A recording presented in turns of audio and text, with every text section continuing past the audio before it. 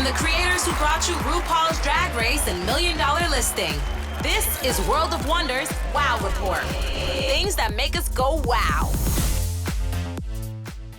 Hello, everyone, and welcome to this week's edition of the Wow Report. We're doing what we love to do, which is counting down the top 10 things of the week that make us go wow. I am Fenton Bailey, co-founder of World of Wonder, joined by our Chief Creative Officer, Tom Campbell. Hello, hello, hello. Hello. And, of course, Jimmy St. Jimmy, the legendary literary sensation. I'm looking a little bit like Bruce Villain right now, for those of you who are just listening. I was going to say Sally Jesse. A little bit of both. And, of course, is Blake chiming in. Hi. So, let us do what we do best. Count down the top 10 things of the week. And we start, because I can always get this number right, at 10. Number 10. I don't want to rub anything in anybody's face about me being wrong, right, and you being wrong. But let's just say the Oscars began with a Wicked medley. Thank you very much. My favorite movie of the year. And ended with a Nora sweep. A movie that, James, you for a long time doubted me about. I said it was the best movie of ever. We're going to get to the I told you so's in a minute. See, I told you so section. Okay. So you get your told you so right now. Okay. And then my other three, just quick thoughts you guys can do, is I thought that the Adam Sandler bit was hilarious. I thought that felt flat.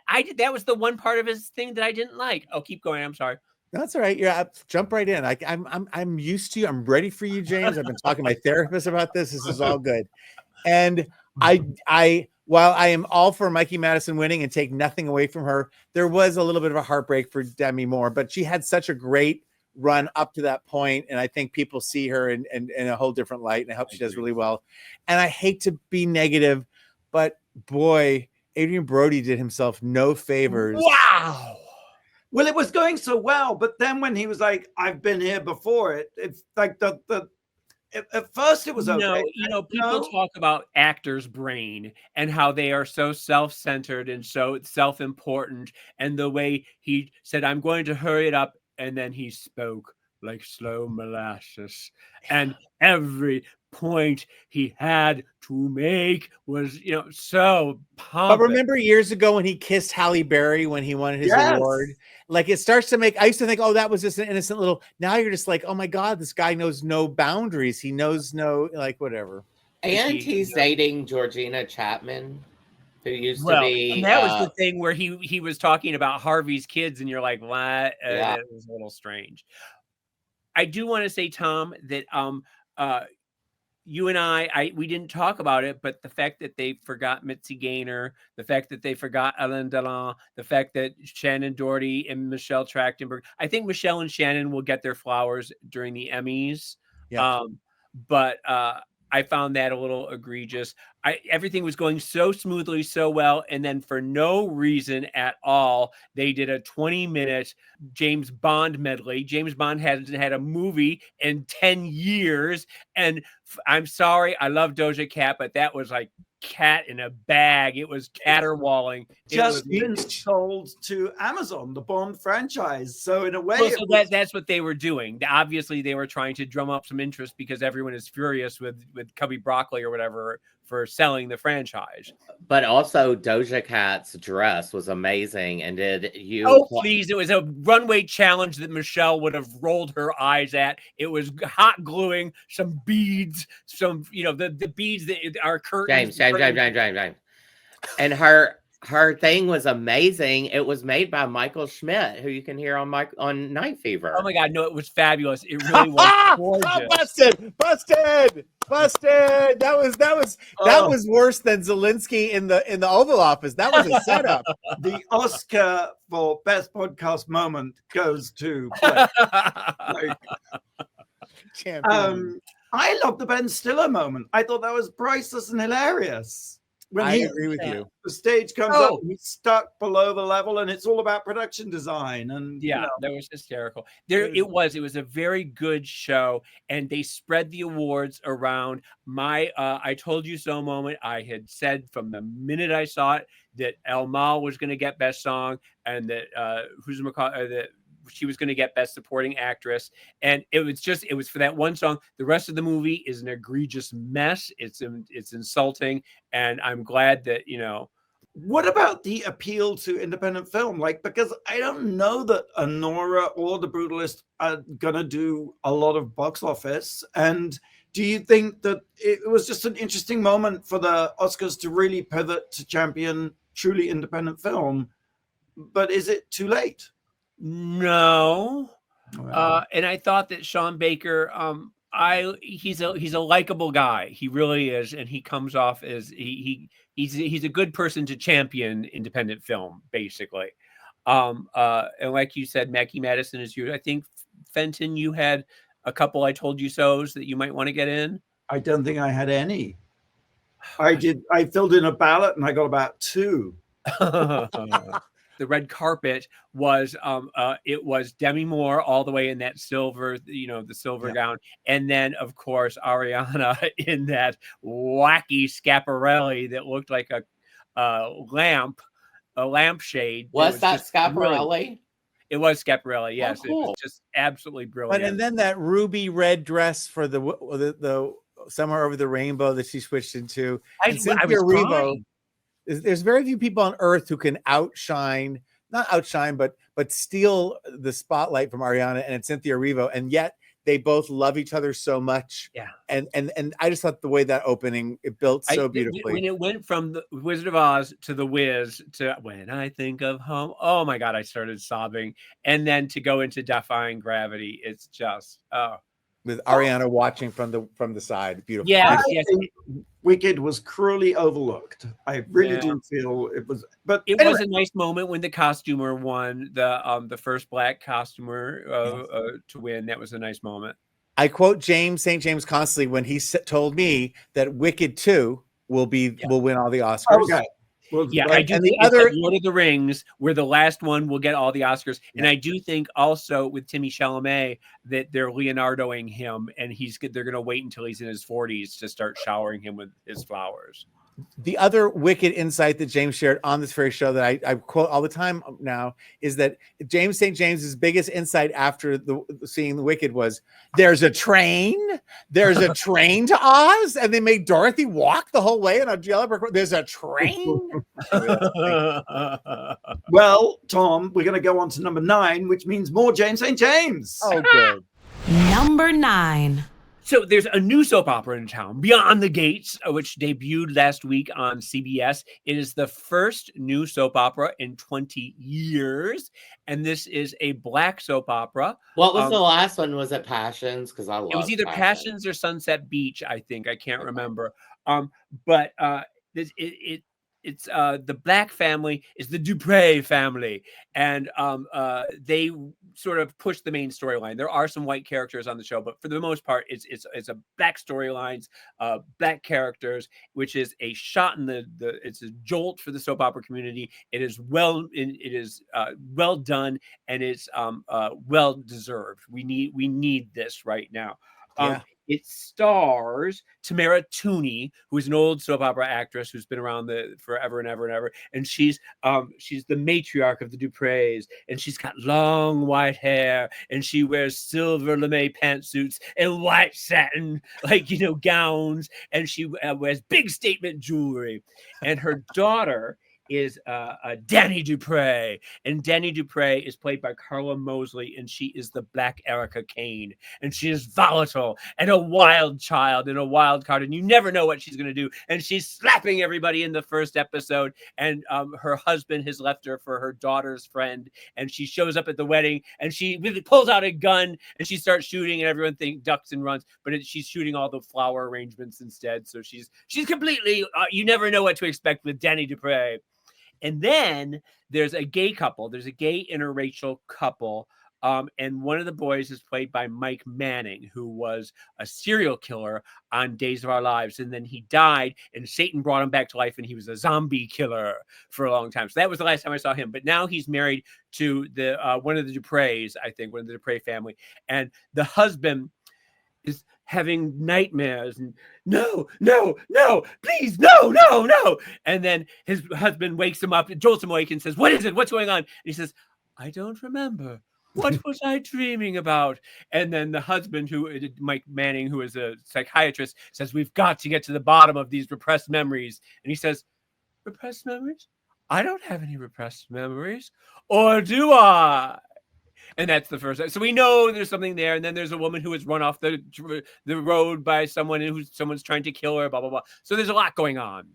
Where can you see this? CBS at it's at the same time as General Hospital in most stations, but for us it starts at 1 o'clock.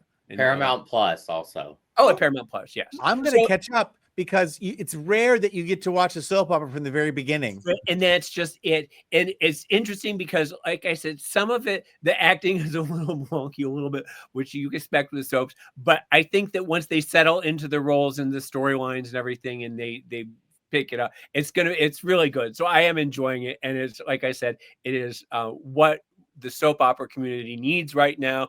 And it's every Black actor ever is vying to be on it. When I worked at ABC Daytime in the 90s, when soap operas were still a very big thing, there was an executive there who remained nameless who questioned the acting ability of Susan Lucci. And I stopped and I said, excuse me. I said, as someone who watched All My Children from the very, very beginning, I said, there is not a moment, a gesture, a thought, a breath that Susan Lucci takes that is not 100% authentically Erica Kane. Yes. And so, soap operas, once you love these characters, as you said, there's nothing they can do. And they're learning so much dialogue in such a short time. Give them a cut. Well, they get up to 50 pages of dialogue that they have to do a day, every single day. So, you forgive them But how great in this very traditional all-American genre, it's about Black people and interracial couples and gays, and that the humanity is still being shared. And the beauty of it is that it's in the Beyond the Gates is this gated community that the Dupre family built, and so they rule the country club with an iron claw, but they spend money on the gowns, they spend money on its actual sets as opposed to green screens over at General Hospital. There are background extras. There are 40 people in a scene. On General Hospital, you get one person maybe at a restaurant. So they really are spending money, and it's nice to see someone believing in a show like this. Beyond the Gates. All right, number 8. Number 8. Oh, yes, I'm holding up, for those of you watching, the catalog for the Leigh Bowery exhibition that opened last week at the Tate Modern in London. Did you go? No, of course I didn't go. But I ordered the catalog. I didn't even enter, but I exited through the gift shop. And it is a fantastic catalog. It's nice and big. And I can't wait to go see the show. But Leigh Bowery, of course, was the great. James, Leigh Bowery, give us. Leigh Bowery was one of those British eccentrics that they just don't make anymore. He was a king of the clubs. He was somebody who invented and reinvented his look at period, and he had these massively over-the-top, fabulous guises that he would put on, and he was talk about a wild man, talk about a wild card. Fashion. The club scene in London, like Taboo and the Blitz. And he came from Australia originally, I think, from a very conservative family, and was just an extraordinary person. And maybe to some people, he's better known as one of Lucian Freud, the painter, his models, because Lucian Freud, in spite of Leigh Bowery's incredible beyond fashion, I mean, like visually, really kind of starter. The starter, what do they call that thing when you make sourdough bread? What is the starter? Starter dough, sure. He's the starter dough of 80s fashion, yes. For the club kids. And in spite of those fantastic, elaborate, wild, unimaginable creations, like including, for example, I think one where he gave birth to his assistant. On stage, which I witnessed, where he gave birth to his wife, who had been upside down, strapped to his stomach underneath a dress for hours, and then she tumbled out in a sea of umbilical cords. That's an amazing historical moment that happened once, and you were there. I was there for it. Yes. You did it at Wigstock. Is that where Yeah, you it saw was at Yeah. Wigstock. And like I Amazing. said, she was upside down, strapped to him for Yes. hours. And he was walking around and nobody knew that she was there until he got on stage and she crawled out of his vagina. Also, there it's outfits where he Mr. Pearl, who is the great corsetier, he hand beaded these outfits, and he would spend 16 hours a day for 4 or 5 months to do hand bead one outfit that was just, I mean, like There is another stunt for which he was very well known, and Randy and I were there at the Fridge in London, where he bent over. yes, Enema. I'm holding up a center spread of a stream of sort of brown colored water coming out. It sort of enemized the audience. I mean, Tom Campbell. The water looks clear, Fenton. The water looks clear. No. In fact, because he did that at Red Zone, Michael hired him to repeat that at Red Zone, and he when he enemaed the front 3 rows, Maurice Brahms had to pay the dry cleaning fees because everyone was browned. It was the definition of a situation. Yes. And, but he was you had me until the enema stuff. Go ahead. He was very charming and funny and droll. And I was going with this, despite all the elaborate stuff. He was painted by Lucian Freud in the nude repeatedly. Yeah. He was a muse to this great portrait painter. Stripped down in all his ugliness, which Lucian made beautiful and made into art. I mean, ugliness. I'm being pejorative or whatever, but he was a big man, and it was shocking to see when you first saw them at the Met, I believe. But like you said, Fenton, he was very much of that. If you're going to be shocking, don't scare the horses mentality, where he was a sweet elderly grandma when you talked to him. He was just as nice and soft spoken as could be, and talked to everybody who wanted to talk to him. And, people were lining up around the club to get pictures with him, but he was always just lovely. Who very tragically passed away at 33. I mean, but he left such a mark. And that someone in the clubs, I suppose it's the idea that they should have this retrospective at the Tate is a fantastic recognition, overdue, but amazing. And I can't wait to actually see the show. It's a fantastic catalog. And James, you have to go see it. I would like to. And I always think to myself, 33, oh, dear God, it's just, you're a baby still, and what would we have gotten from him? Where would he be now visually as an artist? What would he be doing if he had been allowed to live to, 50, 60, whatever? I mean, just the mind boggles, and it's very sad. I do remember that he told everyone that he was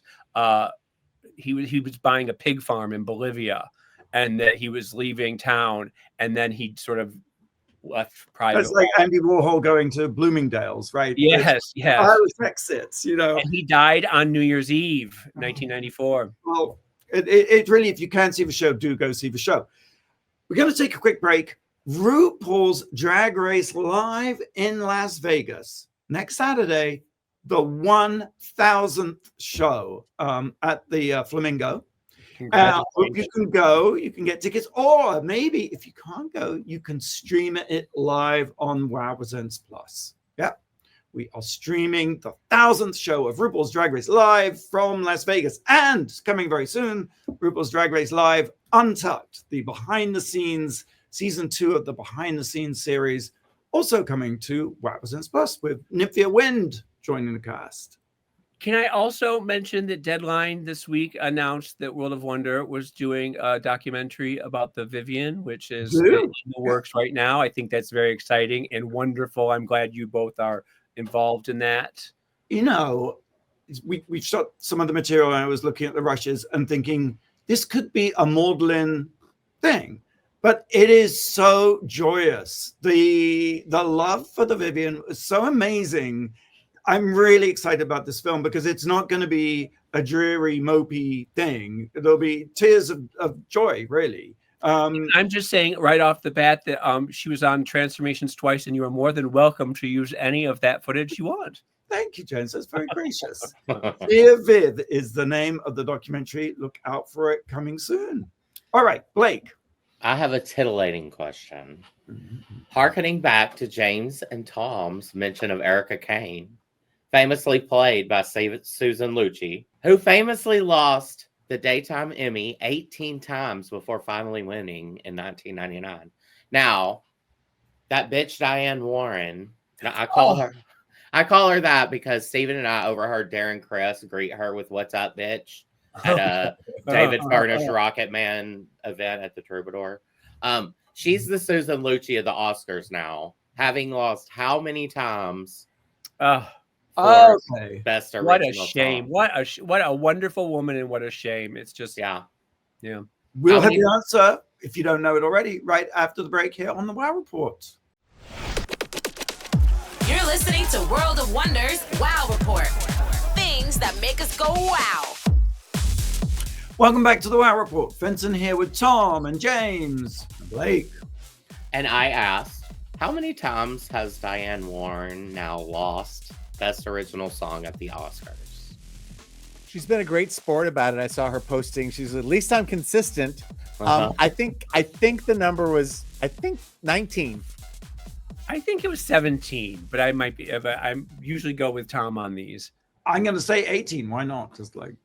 Well, you're all wrong because it's 16. She hasn't caught up to Erica Kane yet. Erica Kane, Susan Lucci lost 18 times. Diane Warren has lost Best Original Song 16 times. But better luck next year or whenever she's nominated. Amazing. We're counting down the top 10 things of the week that made us go, wow. Tom, number 7. Am I looking forward to this? Number 7. Oh, my God.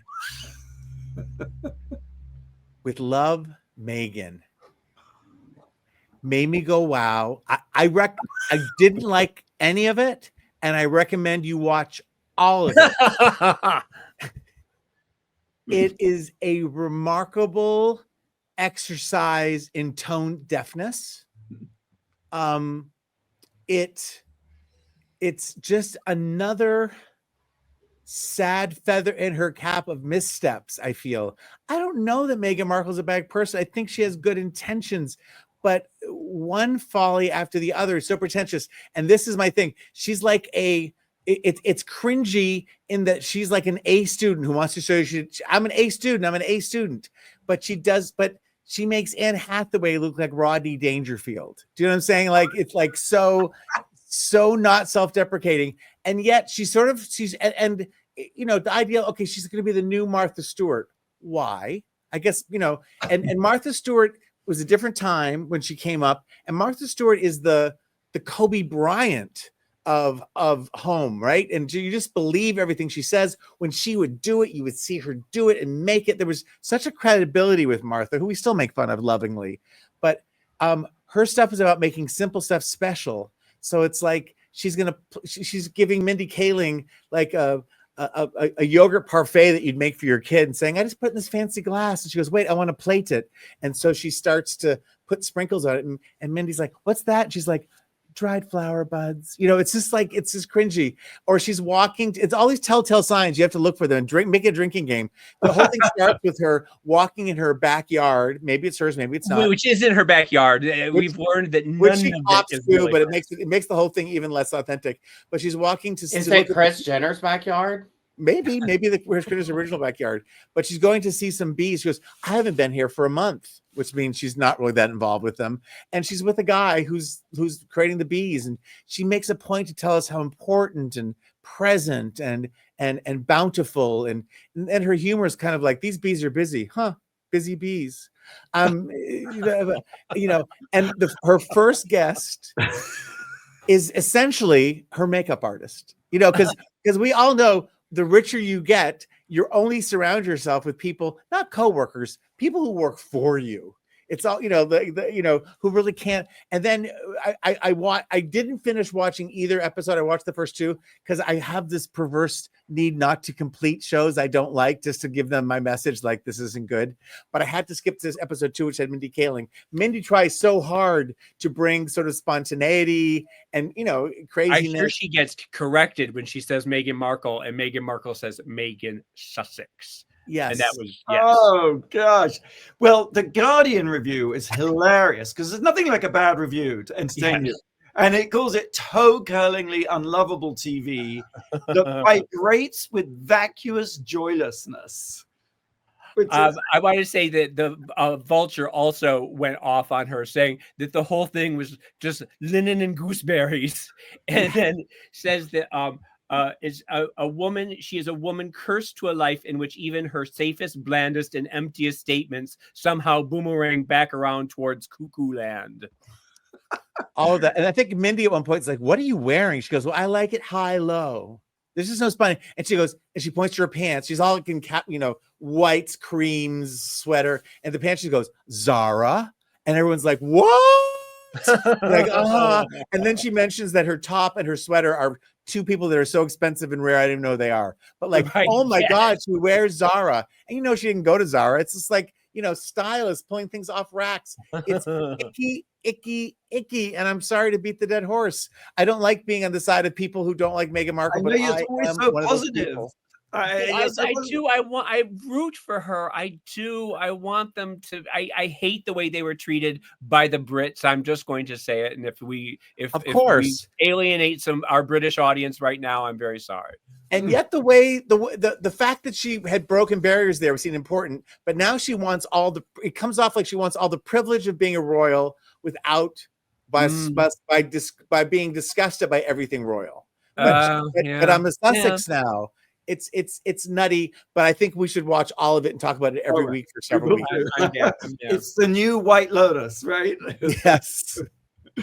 Okay, number 6, James. Number 6.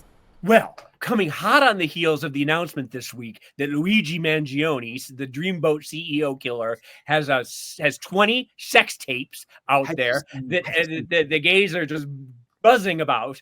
Have you seen any of them? I haven't seen them, but apparently it's not as creepy as you think he is because he wanted people to see him having sex. Apparently he has said that he put it out there that he made the sex tapes because he wants to be seen and to be seen in that way.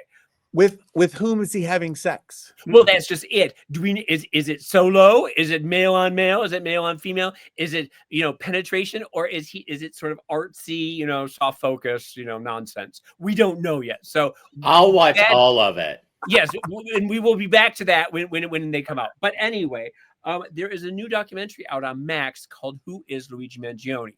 and it considering the crime happened 2.5 months ago. And, we know in Hollywood how hard it is to get anything made. The fact that a documentary is out 2 months after the crime is absolutely astounding. It follows his it's from his childhood up until last week. And it is filled chock full of childhood photos. He was the valedictorian at his high school. They have his whole speech. They have his social media history. They have footage of the accident that he had in Hawaii when he was surfing that led to his bad back, that led to his hatred of health insurance and the problems he started having. All of that is documented. They also document the life of the CEO. What was his name?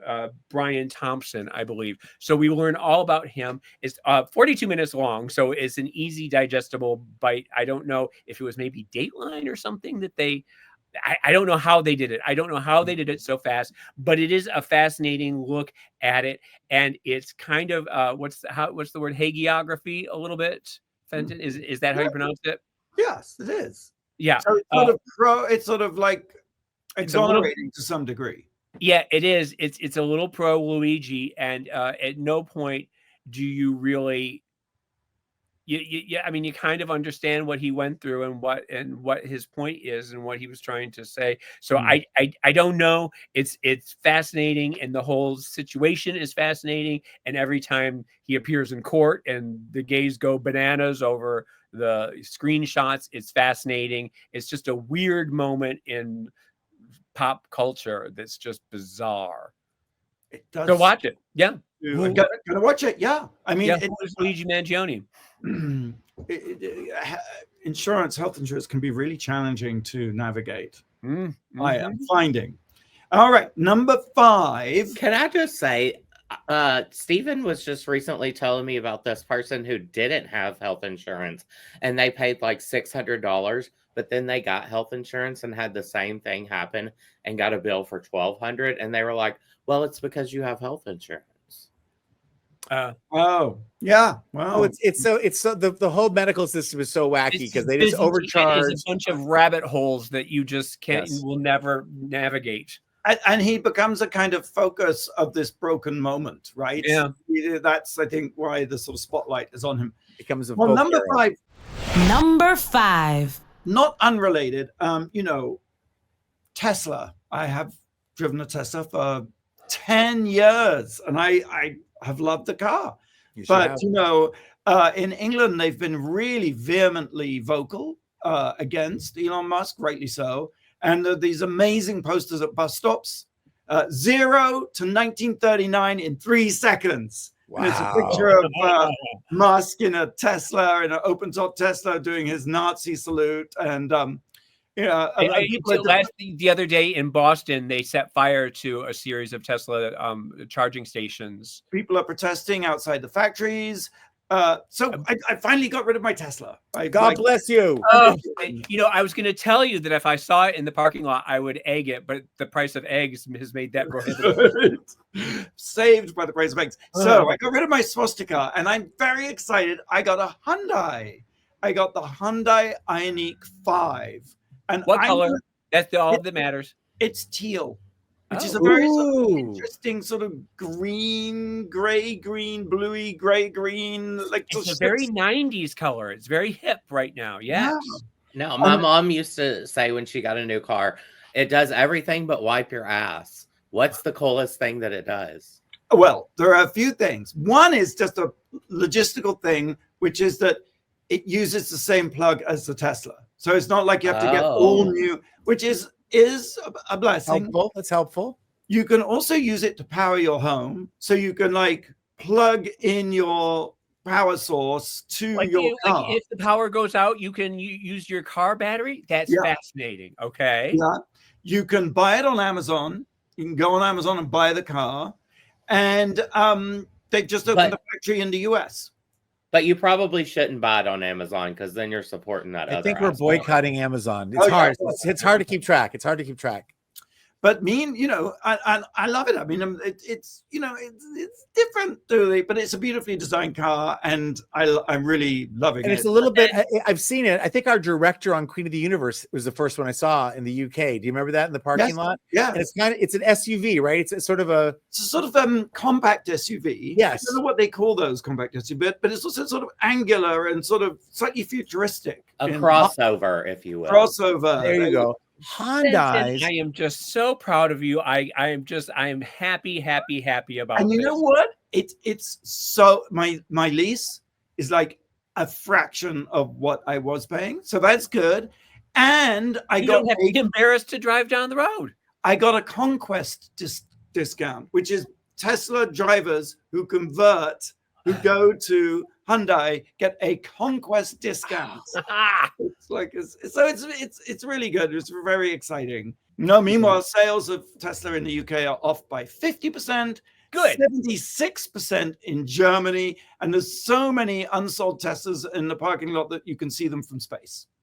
I love that. And I have to say, Hyundai's are some of the best looking cars on the road. And they went from not that long ago kind of being the knockoff Honda and blah, blah, blah. Yes. And now it's like, what's coming? Is that a Lucid or a Honda? Like it really, and I think the Iconiq is iconic.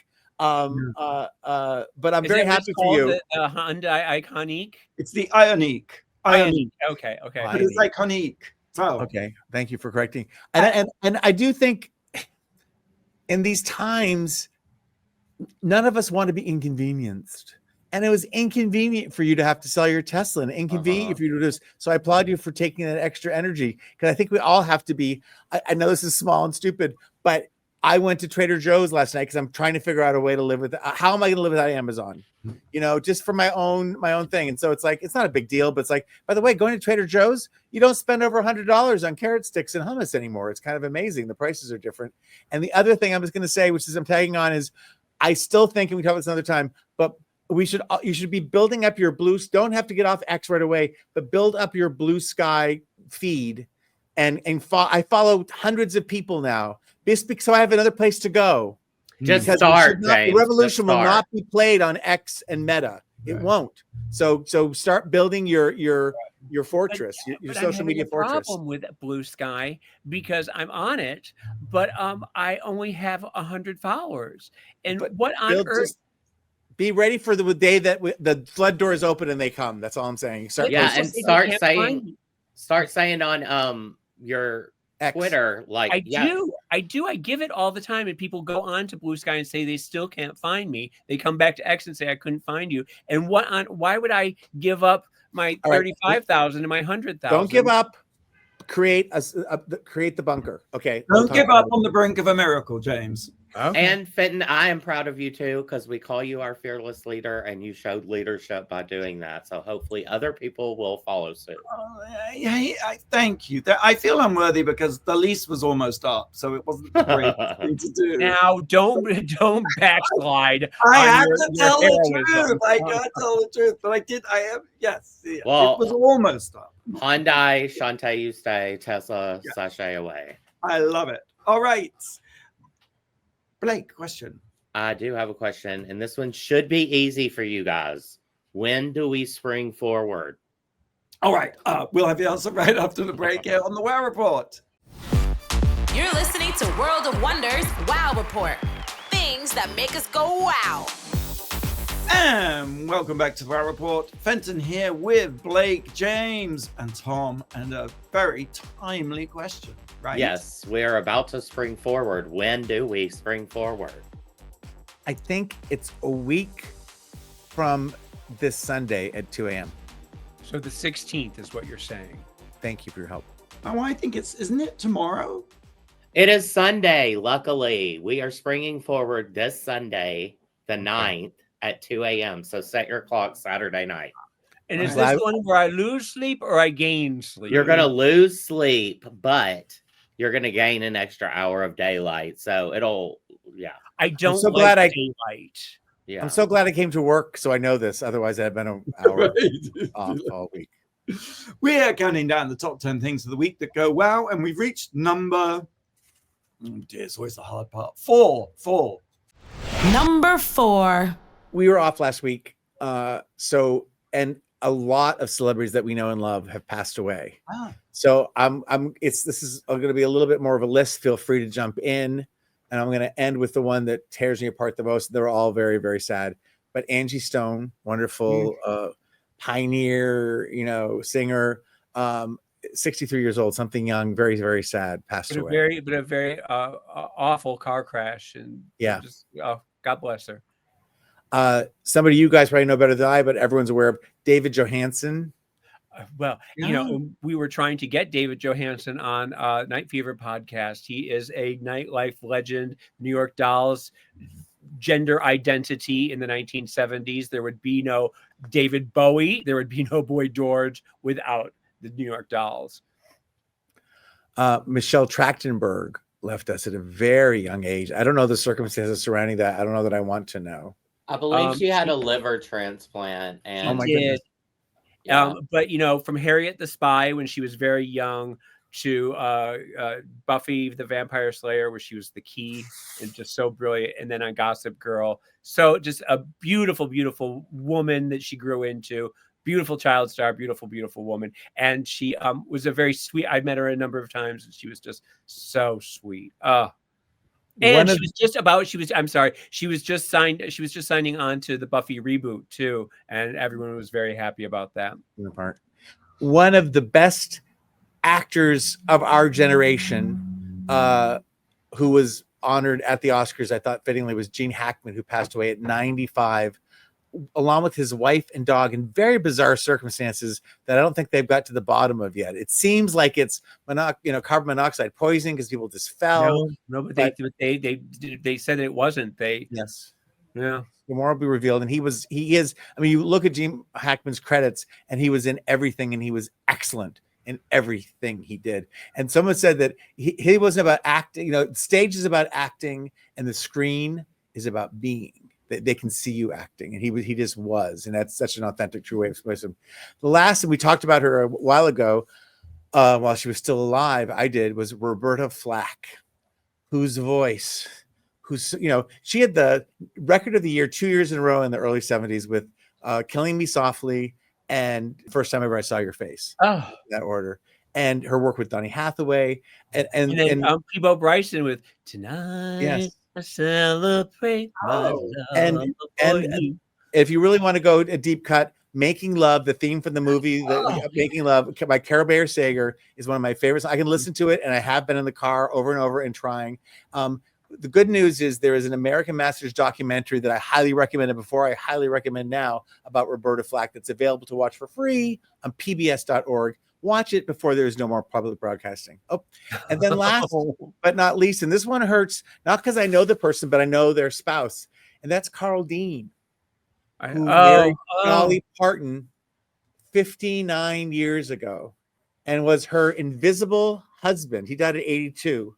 And they seem to have, she's mentioned him off and on, barely. There was not a photograph of the two of them. Like there was one photograph that existed on the internet for decades, and then there's a little bit more, but they met when she was 18. They did it for 2 years. He like said something to her as she was getting her first load of laundromat when she moved to Tennessee, and they fell in love.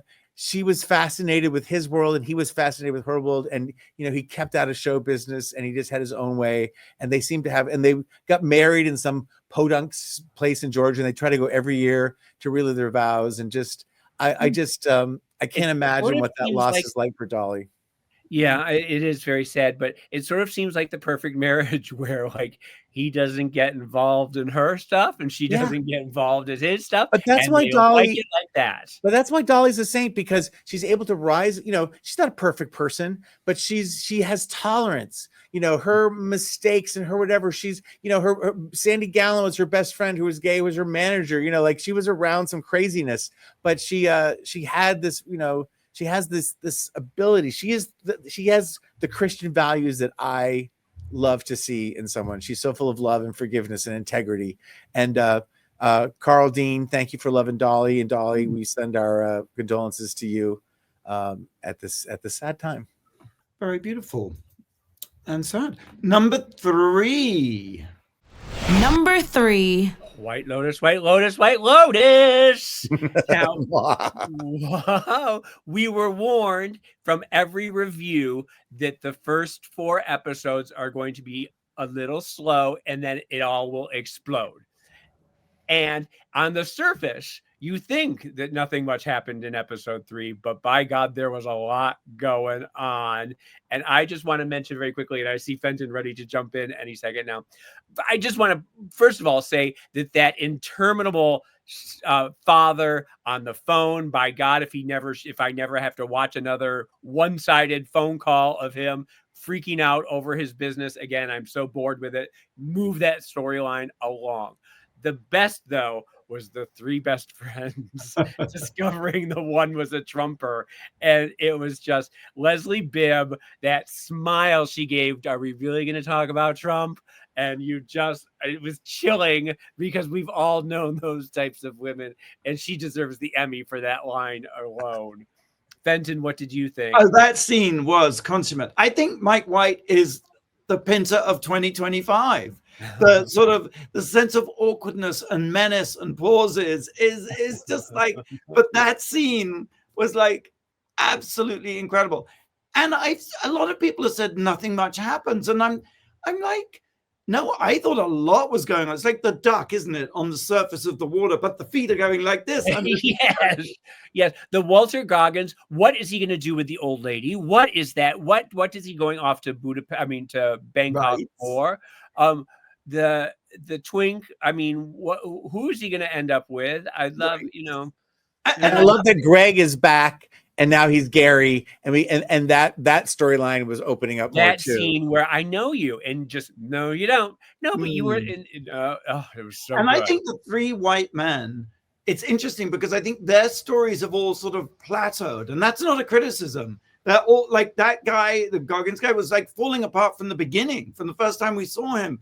But to me, just every time we see him, it's like the pressure's building and building and building. And the same with the businessman with his family, and the same with the bald guy. The bald guy, Greg, looks so unhappy. Like you just feel this sort of Pinter-esque pain. And, you know, I had said in the first episode that I didn't think the toothy girl was going to make it, but I also have a very bad feeling about the guard, the cutie little guard. Oh, yeah. But the toothy girl got bit by the freaking snake. Yeah. A cobra. So, strangely forgiving. Like, yeah. I mean, like, oh, I know she's a very sad sack character. But she said, if you ever give away with me, I will haunt you. If you ever do away with me, I'll haunt you for the rest of your life. So I like that threat too. I have from a very good source that episode 6 things are going to get really crazy. I'm in. I have a crush on a lot of them. My number one crush is the character that is training the woman visiting from Hawaii. Yes. Oh, I love him. And the picture of him in his which was the flashbacks now, in his black boxer briefs, asking her if she should lie, get a massage. I've decided that he's my he's in my mood board for my life partner to see. I also like the Reiki guy too, the hunky one. Oh yes, but he's deep in. He's Russian. Something bad's gonna happen. He's gonna be a major character soon. I feel it. It's all bad. It is all bad, right? And even what's her face? Parker. Yes. Oh my gosh, just like, having the vision on the beach and the tsunami and the pills. I mean, I'm loving it. Is it possible, though, that Jennifer Coolidge is not dead and will return in the final season? Of course. Right. Okay, good. All right. Well, let's go on, because we'll be talking about White Lotus more. Yes. I'm sure next week, in fact. Number 2, just a quick trend alert for you. Number 2. Harry Chocolate. Have you seen Harry Chocolate? That's not Prince Harry. Not in a while. It's on Instagram. You break it open and it's Harry in the middle, and it's delicious because it's not actual hair. It's cotton candy. It's cotton candy covered chocolate, and it's all part of this trend, which I believe comes from TikTok, of the Dubai chocolate. The chocolate that's got the Nafa and pistachios in it. And have you had it? No, it's delicious. Oh, I've seen it on PBC. I've had Harry strawberries before and Harry raspberries, but we could do an episode from there. Harry, as in her suit. Yeah, no, I know, I get it. Yeah, he means moldy. Yeah, that's what I was getting at. But, also, Harry's vaguely like anal something. I don't know. Harry chocolate. I'm going. Dingleberries. Yes, that's exactly what I was going in a weird place. But have you had the $19 strawberries from Trader Joe's? Anyone, or from Erewhon? Is that where you get a single one packaged in a? Yeah, no. It's $18. It's at Erewhon now, I believe. It's just a strawberry. Is it dipped in chocolate? Strawberry, but it is a perfectly symmetrical strawberry that is absolute perfection, and it supposedly tastes like no strawberry you've ever had before. Well, I bet strawberries are about to be that at Safe and Final. Yeah, as everything else is a box of Pop-Tarts is going to be $40. I mean, that's the only thing I can think of about tariffs. What will happen to my Pop-Tarts? Now I'm just thinking of everything hairy, like hairy Pop-Tarts. Like, what about your Milano? What about your Milano cookies? I can't eat Milanos anymore. I have a cracked veneer, so I have to only do soft cookies now. Put them in a blender. Put them in a blender. No, yeah. Behind the Velvet Ropes. Going to take a break, but Behind the Velvet Ropes, the quintessential 80s, 90s fashion show hosted by Lauren Azersky, is coming to Wow Presents Plus. Episodes 1 to 10 premiere on Friday, and then 10 more episodes every Friday through the spring, because she sure produced a lot of episodes. But everyone in fashion is in Behind the Velvet Ropes. That's hot. I think you're in it. Mm-hmm. And it pairs nicely with our Nikki Haskell show on Wow Presents Plus as well. Exactly. And you'll be on, I'm sure you're on some worst dress list, James. Let's take one more break. And when we come back, the number one thing this week that made us go, wow. You're listening to World of Wonders Wow Report. Things that make us go wow. Welcome back to the Wow Report. We've been counting down the top 10 things of the week that make us go wow. We've reached number one. Number one. Razzie Awards. We all talked about the Academy Awards. What's really, really important are the Razzie Awards. I haven't seen all the movies, but I've seen some of them. But Megalopolis, the Flopalopolis, won 2 awards for supporting actor for Jon Voight, who was also nominated for worst supporting actor in Reagan, Shadowland, and Strangers. So that's a forfeit.